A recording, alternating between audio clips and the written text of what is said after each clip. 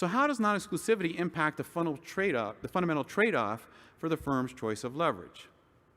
On the one hand, the funding cost advantages from debt issuance are largely captured by the borrowing creditor within the terms of the transaction. But in contrast, the costs of excessive leverage are largely shared by all creditors. Not surprisingly, this externality will significantly distort the economics of individual trades. In particular, the non-exclusivity of unsecured debt will lead to the dissipation of the gains from trade we normally attribute to leverage. And therefore, collateral may be a necessary ingredient for the firm to actually capture the funding cost benefits of debt. What I'll do next is formalize this idea by demonstrating that this friction alone can account for a number of the empirical regularities discussed earlier and lead to a central role for collateral. Then we'll come back and consider other potential solutions to this problem that arise in practice. So consider a firm with existing capital or collateral KT, which depreciates over time. The productivity of that capital is subject to persistent shocks, so that cash flows accrue at some rate YT, which follows a log normal diffusion. Now suppose new investment opportunities arise stochastically at some rate lambda over time. For example, the firm might open a new location or launch a new product.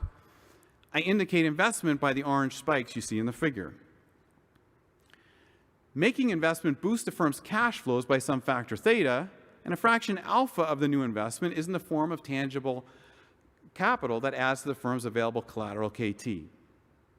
Given these basic dynamics of the firm's investment, earnings, and capital, how will the firm optimally choose to finance itself?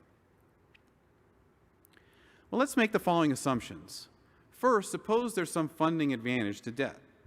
This could be, as usual, the debt tax shield, with the firm paying only the after-tax coupon on its debt. That'll also allow for the possibility of a moneyness premium. Again, the idea that low-risk securities may trade for a premium, perhaps as a result of improved liquidity or due to market segmentation or market timing. As a result, the firm may face a lower cost of capital in debt markets by some factor eta. The trade-off is a cost of default in terms of some loss of cash flow, but this loss could be small.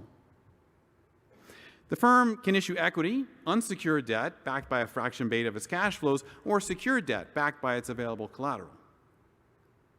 The firm acts to maximize its share price at all times, both in terms of investment and issuance decisions.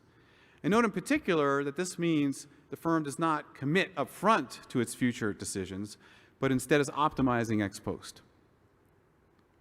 There are no other exogenous frictions in the model, no transactions costs, no issuance restrictions, etc.